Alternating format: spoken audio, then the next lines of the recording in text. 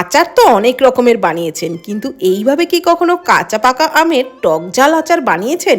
যদি না বানিয়ে থাকেন তাহলে অবশ্যই ট্রাই করুন, খেতে অসাধারণ লাগবে। তো এখানে আমি অর্ধেক কাঁচা অর্ধেক পাকা আম নিয়েছি, পুরোপুরি পাকেও নি আবার একেবারে কাঁচাও নেই, খোসা সহই ছোট ছোট টুকরো করে কেটে নিয়েছি। আর আগে কিন্তু ভালো করে ধুয়ে মুছে নিয়েছিলাম। এবারে আমগুলোকে চপারে চপড করে নিলাম, তারপর কয়েকটা কাঁচা লঙ্কাও ভালো করে ধুয়ে মুছে নিয়ে চপারে চপড করে নিলাম। এবারে কিছুটা আদা আর কয়েক কোয়া রসুনকেও চপারে চপড করেই নিচ্ছি, আর ভালো করে ধুয়ে আগে মুছেই নিয়েছিলাম, কোনো কিছুর মধ্যে কিন্তু একটুও জল নেই। এবার একটা মশলা বানিয়ে নিচ্ছি। তার জন্য ফ্রাইং প্যানে 2 চামচ করে ধনে, গোটা জিরে, মৌরি আর 1 চামচ পাঁচফোড়ন দিয়ে প্রথমে হালকা করে ভেজে নিয়ে দিয়ে দিলাম 1 চামচ করে সাদা সর্ষে আর কালো সর্ষে।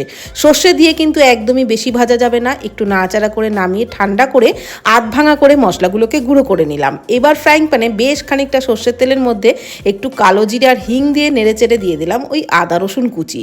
একদম লো ফ্লেমেই কিন্তু এগুলো নাড়াচাড়া করে নিলাম। তারপর দিয়ে দিলাম হলুদ গুঁড়ো, কাশ্মীরি লঙ্কার গুঁড়ো, একটু লবণ মানে পরিমাণ মতো লবণ আর একটু চিনি। নাড়াচাড়া করে গ্যাসের ফ্লেম বন্ধ করে দিলাম। এবারে ওই আমের মধ্যে কাঁচা লঙ্কা কুচি, ওই ভাজা মশলা আর ভাজা তেলটা পুরোটাই দিয়ে নাড়াচাড়া করে নিলাম।